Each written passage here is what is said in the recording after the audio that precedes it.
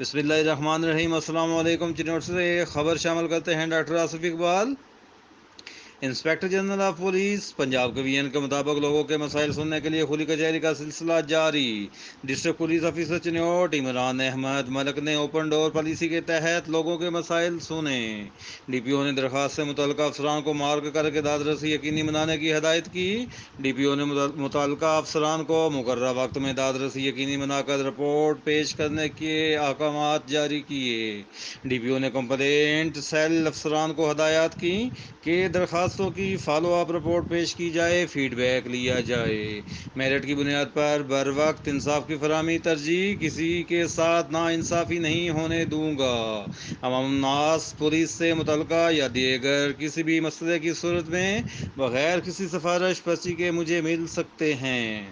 قانون و انصاف کی بالادستی، پبلک سروس ڈلیوری کو بہتر بنانے کے لیے تمام ممکن اقدامات کیے جائیں گے۔